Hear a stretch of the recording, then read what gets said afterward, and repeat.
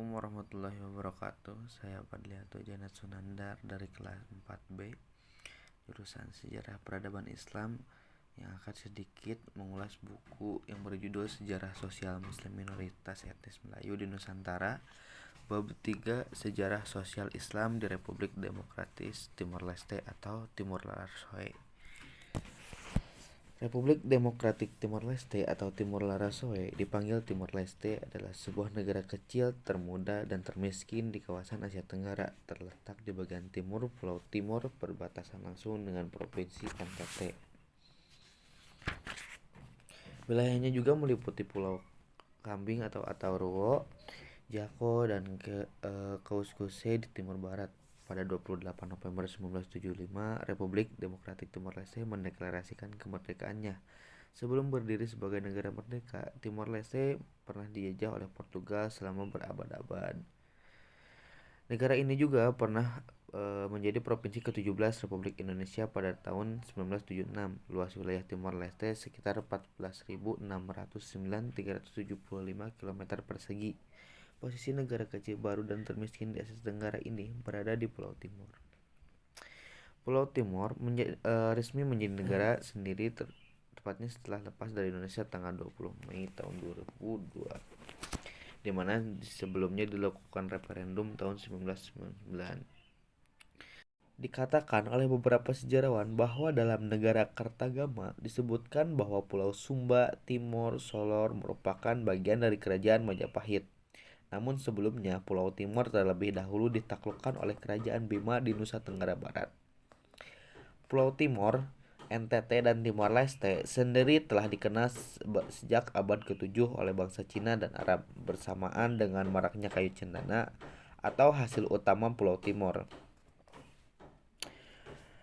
Dikatakan sebelumnya datang orang-orang Eropa ke Nusa Tenggara termasuk ke Pulau Timor atau NTT dan Timor Leste. Orang Timor telah melakukan hubungan dengan dunia luar. Berita tertulis tertua yang menceritakan tentang Pulau Timor, khususnya Nusa Tenggara Timur, adalah berita Cina suku Chu Pasih karya Yaku Chan Yukua. Dalam berita bertulis ini disebutkan Timor merupakan sebuah pulau yang sangat kaya akan kayu cendana dan telah melakukan hubungan dengan kerajaan Kediri. Pada abad ke-13, orang-orang Timor yang sekarang menjadi NTT dan Timor Leste terlibat dalam jaringan perdagangan dengan Cina dan India. Pada abad ke-13, mereka mengekspor kayu cendana, madu, dan lilin. Kisah aktivitas pedagang cendana di Timor dengan bangsa lain termasuk Cina adalah sebuah naskah catatan perjalanan yang ditulis oleh Wang Dayuan yang berjudul Dao Yi Cilue pada 1350.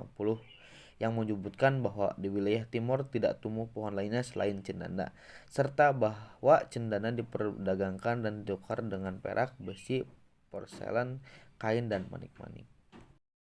Portugis mendirikan pemerintahan kolonial di Timor pada tahun 1702. Portugis senantiasa berselisih dan berperang dengan Belanda yang menguasai bagian barat Pulau Timor untuk menguasai seluruh pulau itu selama 3 abad berikutnya.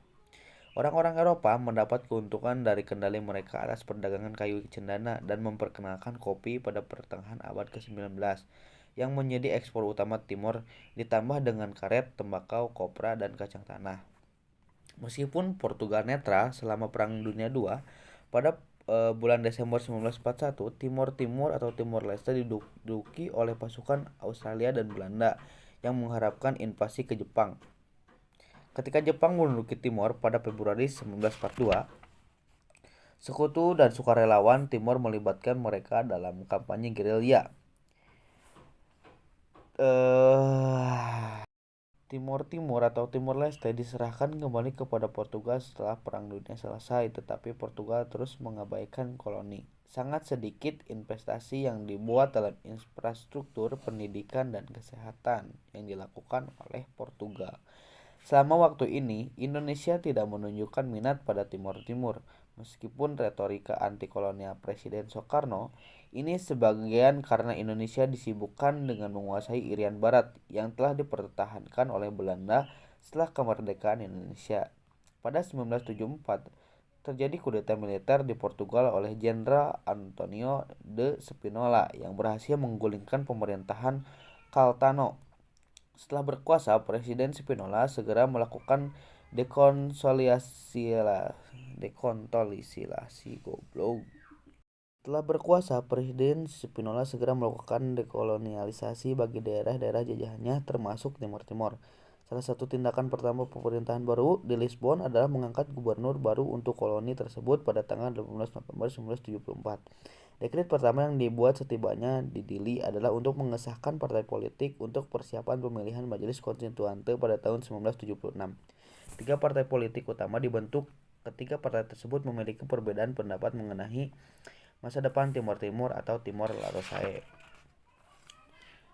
Partai-partai kecil lainnya termasuk Libur Oan Timur Asuwain atau kota yang namanya diterjemahkan dari bahasa Tantrum sebagai putra-putra pejuang gunung yang berusaha menciptakan bentuk monarki yang melibatkan likurai lokal dan Partido Travisilita atau partai buruh, tetapi keduanya tidak memiliki setiap dukungan yang signifikan. Masing-masing partai kemudian memperjuangkan keinginan mereka dengan cara kekerasan. Setelah beberapa bulan terjadi kekosongan kekuasaan, Fretilin yang menguasai banyak wilayah akhirnya mendeklarasikan kemerdekaan Republik Demokratik Timor Leste secara sepihak pada 28 November 1975.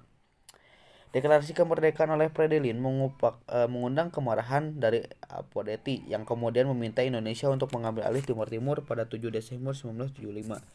Pasukan Indonesia datang ke Timor Timur. Portugal sempat mengadu kepada PBB dengan alasan Indonesia telah melakukan agresi ke Timor Timur. Namun Indonesia tidak menghiraukan seruan PBB untuk meninggalkan Timor Timur.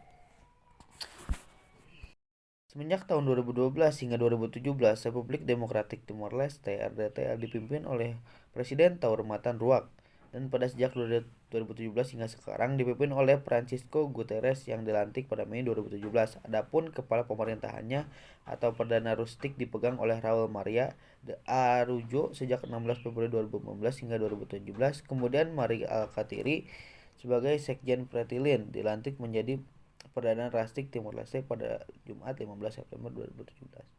Terima kasih.